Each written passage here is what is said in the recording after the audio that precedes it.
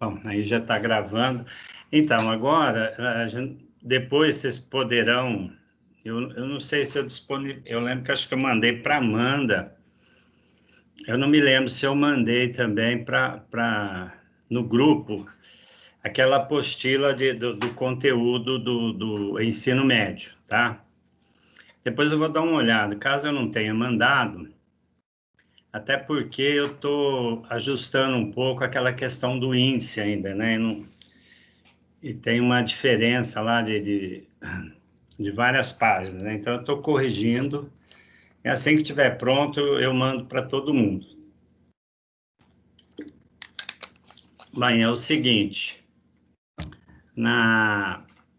nessa função afim, ou chamada também função polinomial do primeiro grau, ou simplesmente função do primeiro grau, tem aí, né? Então, que seria a definição, né? Chamamos função do primeiro grau a função f, né? Esse f aqui é minúsculo, né? Acabou saindo maiúsculo, mas é um f minúsculo. O r de reais, né? Em reais. Esse r em r, ele é importante pelo seguinte, né? O primeiro r, ele significa o domínio, né? Da função. O domínio, no gráfico, né? Depois, na hora que a gente estiver falando aí, seria os valores de x, os valores que estão no eixo horizontal do plano cartesiano. E esse outro R, né, que seria a imagem, que a gente chama de imagem. Então, são os valores de y, né, que vai estar, no caso, no eixo vertical, né, que associa a cada real x o número real, aí é uma expressão algébrica, né, ax mais b. O A tem que ser diferente de zero, né? Porque se a gente tiver o A de zero, nós vamos ter só o f de x é igual a b. Aí isso passaria a ser o que a gente chama de função constante, né? Seria uma função, por exemplo, do tipo assim, né? F de x igual a 3, ou y igual a 3. Nesse caso, né, a reta, ela cortaria o eixo de y, né, no ponto 3, né, e seria uma reta paralela ao eixo x, tá? Então, essa reta representaria, nesse caso, a função constante, né? Então, para ser uma função do primeiro grau ou função afim, ela tem que ter toda essa expressão, né, ax mais b. Para que isso aconteça, o a tem que ser diferente de zero, né? O A sempre acompanha a variável X. Essa é uma observação importante, né? Porque necessariamente a expressão não precisa estar nessa ordem, né? No geral, ela vem nessa ordem, ax mais b. Mas pode ocorrer que você tenha uma expressão b mais ax, né? Pensando aqui, ó, nesse exemplo, eu tenho aqui f de x, 2x mais 6. Nesse caso, onde está o A? O A é aquele número que está perto da variável. No caso, a variável é x, o número que está junto da variável é o 2. Então, o A é 2. E aquele que a gente chama de termo independente, ou seja, ele não tem nenhuma variável, é o B, né? Depois a gente vai falar também que esse B ele tem uma importância lá no gráfico da reta. Bom, conforme a gente ia dizendo, esse A também, ele acaba também, ele recebe o nome de taxa de crescimento, né? Ele tem uma importância também, né? Na hora de escrever a expressão, enfim, né? O item B aqui, a variável que muda, né? Então, o certo era nem era aqui f de x, teria que ser f de t igual a 2 mais 5t. Aqui seria, né, uma expressão lá do movimento que a gente aprende lá em física, né? Vocês devem estar lembrados que você tem, né? V é igual a V0 mais AT, né? Essa expressão, ela é uma reta, ela é também uma função do primeiro grau, né? E está relacionado com o movimento lá que se aprende lá nas aulas de física, né? Então, nós temos aqui, ó, hora que pede, qual que é o A aí nesse caso? Bom, o A é o que acompanha a variável. No caso, a variável é t, o que acompanha a variável t é o 5. E o B é 2. Então, ó, note que aqui o B aparece primeiro, né? Então, nessa expressão de cima, eu poderia ter também 6 mais 2x. Então, a função é a mesma, eu só troquei a ordem aí do b e do ax, só isso. Não é porque achar que sempre o número que aparece primeiro é o a, não. O a é aquele que está junto da variável x. Se a variável, o x, ou seja, qual for a variável, ela estiver depois, né? Quer dizer, no caso aqui, você tem o 2 primeiro e depois o 5t. Então, o meu a é 5 e meu b é 2, tá? Então, muita atenção aí nessa questão de identificar o a e o b na função. Vamos aqui para o outro slide. É só uma pergunta, vocês estão enxergando bem aí? Tá tela cheia? Como é que tá os slides aí? Tá dando para vocês verem bem? Sim. Dá para ler normal, né? Bom, o segundo exemplo aqui, o segundo exemplo não, a sequência com item 2, né? Na função f de x, ax mais b, se b é zero, f é dita função linear. E se b é diferente de zero, f é uma função afim. Tá, então o que quer dizer isso? Se eu tivesse uma expressão tipo assim, né? F de x igual a 2x, né? Porque aí não aparece o b. Nesse caso, meu b seria zero. Essa função, né? Que pode ser também y igual a 2x, não aparece o b, ela passa a ser uma função linear. Essa função linear ela tem uma característica que a reta da função ela forma 45 graus, né? Ou seja, os eixos, né, y e x formam um ângulo de 90.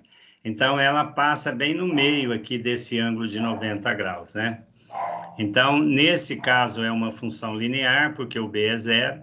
Agora, quando o b, e se b é diferente de zero, né? Ou seja, eu tenho lá 2x mais 3, né? Meu b é diferente de zero. Então, ela passa a ser ou chamada de função polinomial do primeiro grau, função do primeiro grau, ou função afim, né? Então, aí que consta que o termo afim, né, ela foi introduzida lá pelo matemático Leonhard Euler, né? Se pronuncia, escreve Euler, mas pronuncia Euler. Foi um matemático lá que viveu entre 1701 e 1783. Então, ele foi um importante matemático dessa época e ele fez lá estudos sobre a função e denominou, né, nessa época também, essa função como função afim, né? Olha lá, o gráfico intercepta o eixo do x na raiz da equação, ou seja, quando eu igualo, meu f de x é zero, ou seja, meu y é zero, seria, pegando um exemplo, né, 2x mais 3 é igual a zero.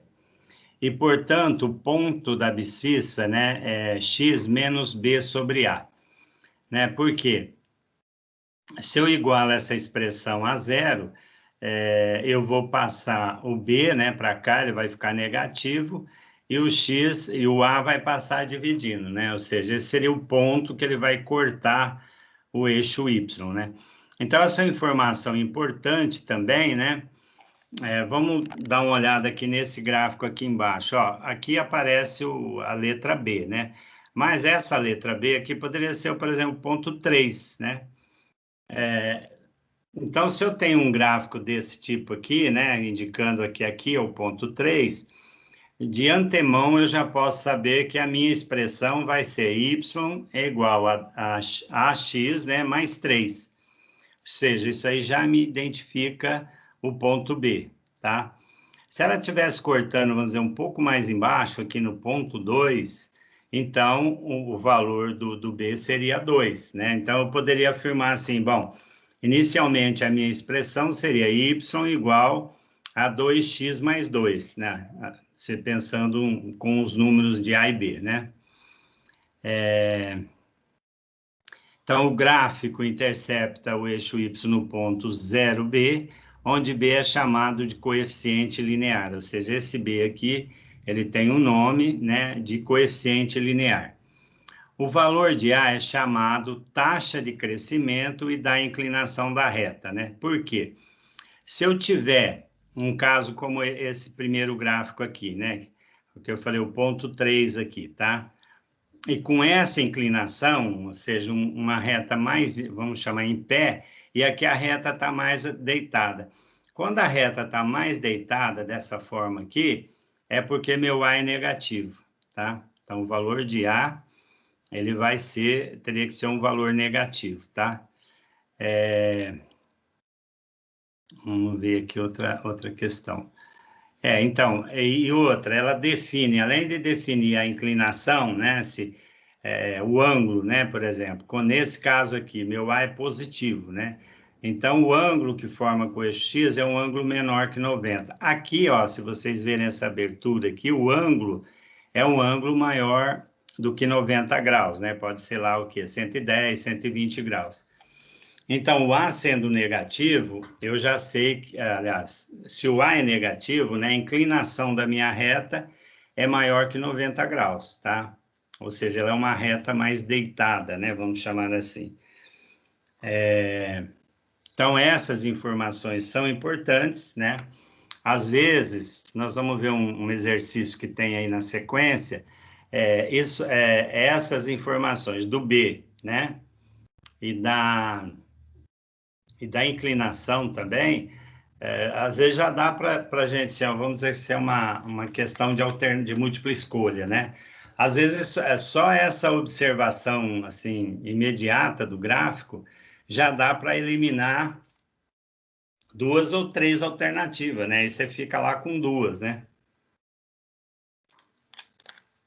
E aí é questão de calcular, né? De fazer um sistema de equação, né? Para poder achar, às vezes, o valor do A, né? Porque às vezes o valor do B você consegue observar na próprio gráfico, né? Então vamos aqui para, olha, aqui já está uma observação, né? Isso aqui caiu num vestibulinho aí do pessoal lá em 2003, né? Eu achei interessante,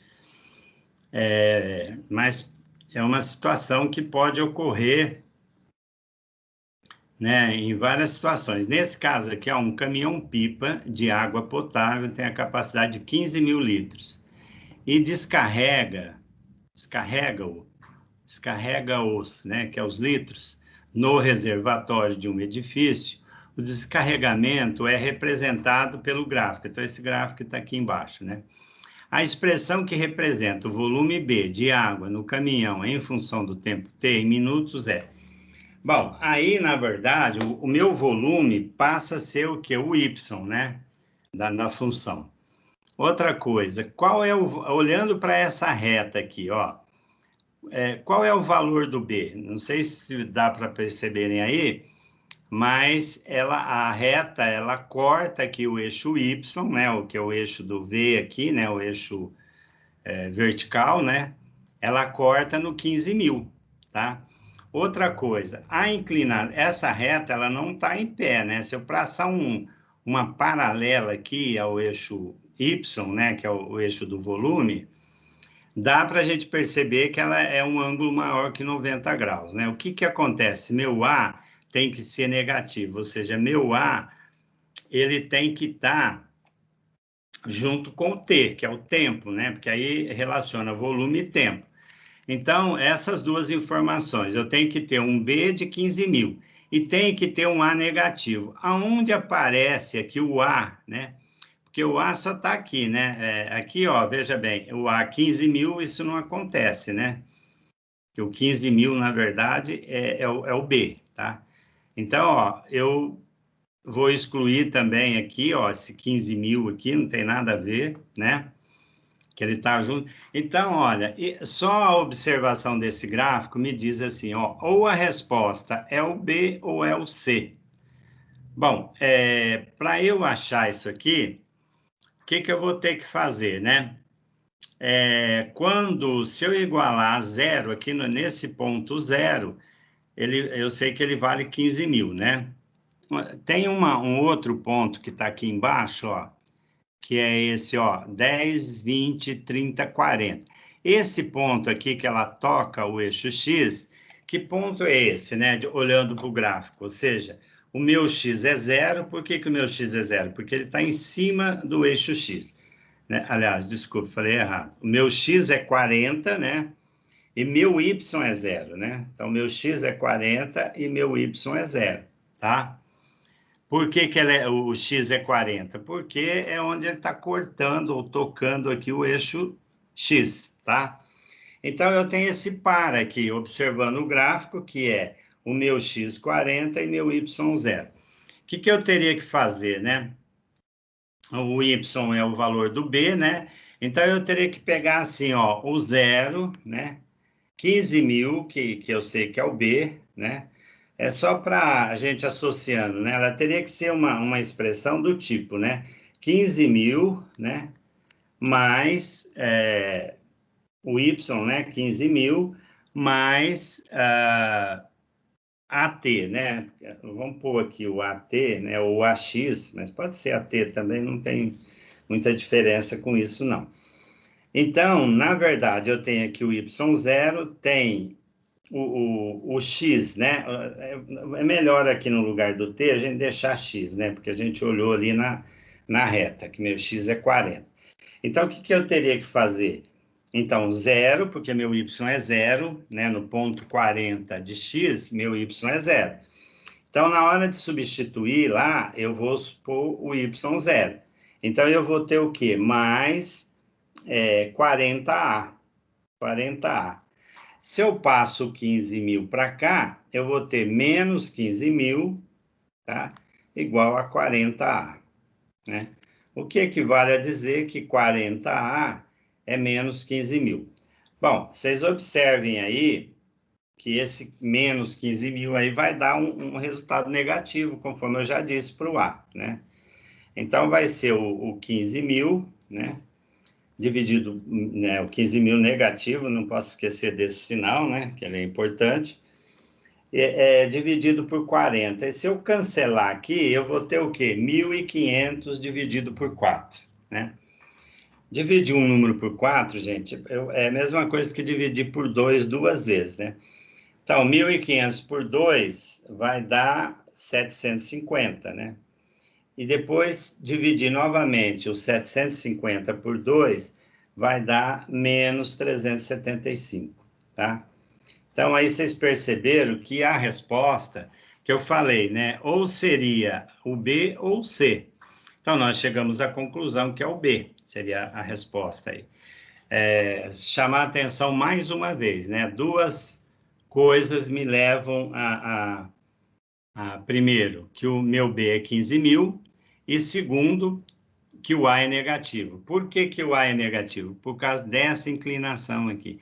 Então, olha, fazer essas observações no gráfico, vamos dizer assim, é meio caminho andado, né?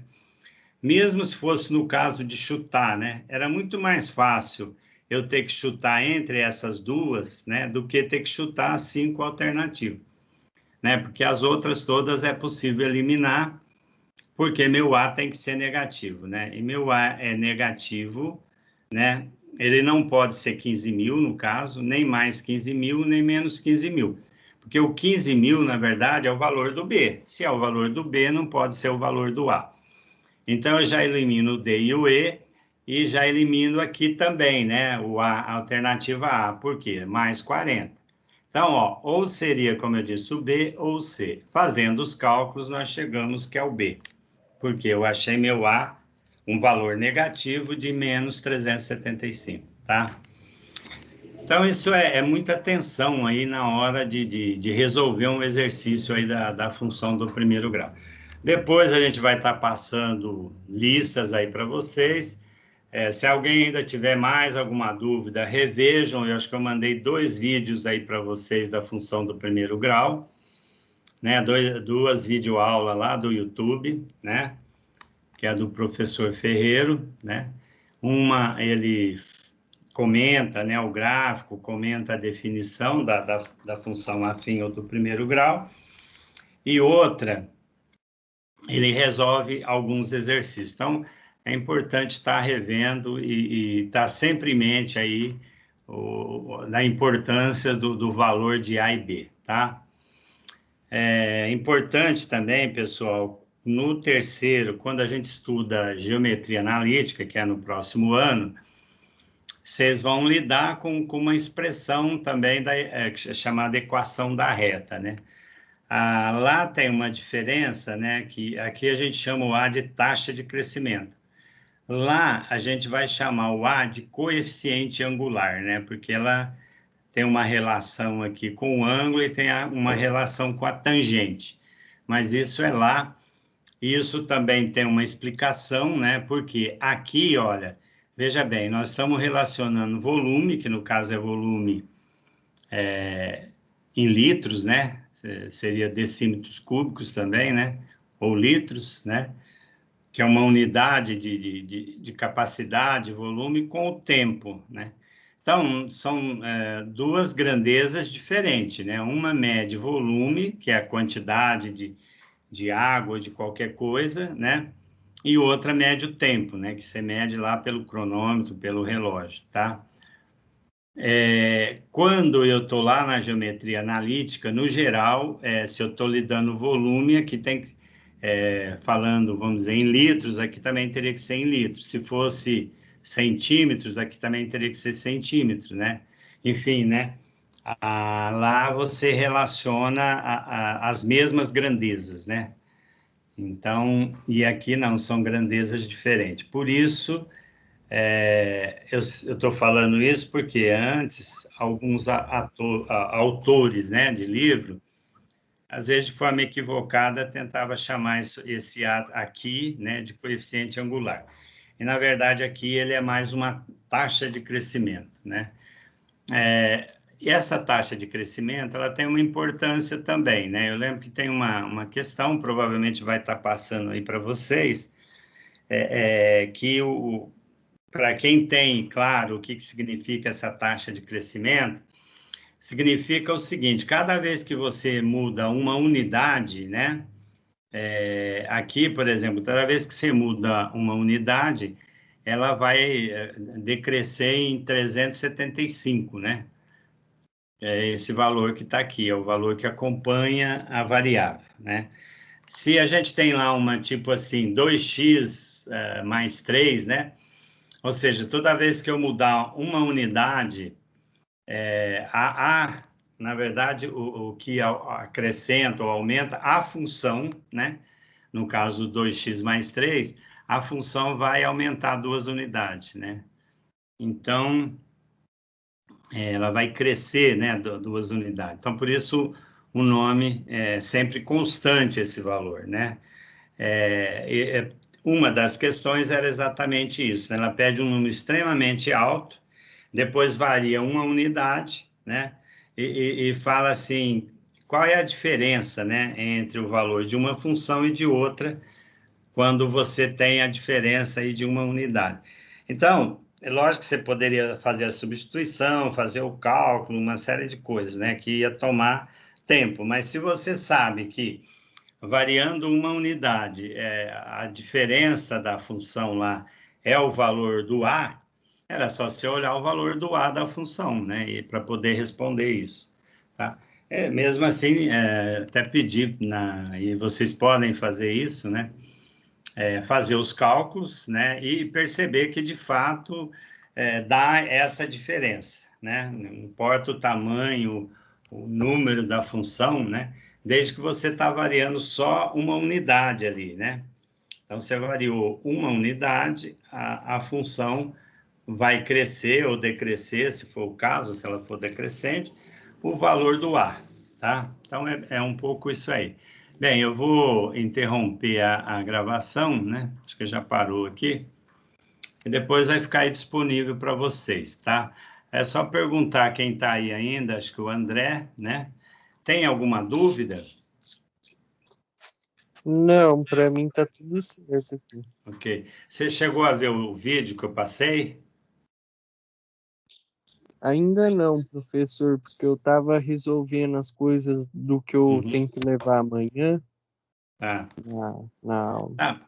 Mas procura dar uma olhada, viu, que vai ajudar, tá? Vou sim. tá? Depois eu vou estar passando aí uma lista para vocês. Não vou passar hoje, que eu vou deixar para passar amanhã, né? Amanhã nós temos aula também. Vocês pegaram o horário novo, sim, né? Sim, pegamos o horário novo já. Tá. Eu acho que amanhã, as duas primeiras aulas é de oficina que vocês vão ter amanhã, né? É isso? Isso, na verdade, as 3 aulas de amanhã vão ser de oficina, pelo que me parece. Ah, é? Bom, É, então, de certa forma, eu gravo aqui. Gravo não, né? Na verdade, se eu for passar uma lista de exercício, eu vou postar lá na tarefas, né? Mas vai ser sobre a função do primeiro grau, tá? Passar alguns é, exercícios, deixar lá, dar um prazo aí, mais até o final da semana, né? Para vocês terem um bom prazo aí para fazer. E procurar fazer, né? Se tiver alguma dúvida, me chame aí, tanto porque eu vou conectar aqui normalmente, tá? Vou deixar conectado, não vou gravar nada, não vou falar nada, porque é uma lista de exercícios, tá? Sobre a função do primeiro grau. Mas eu estou aqui conectado, se precisar chamar no chat, pode chamar.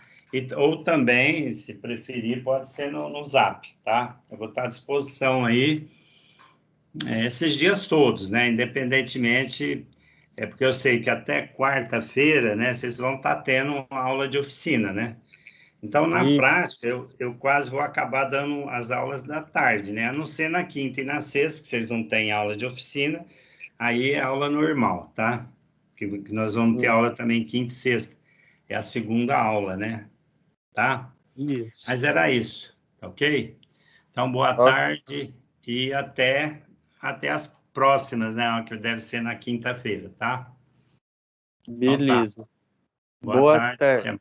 Obrigado. Tchau, tchau. Até a próxima. Tchau. Tchau.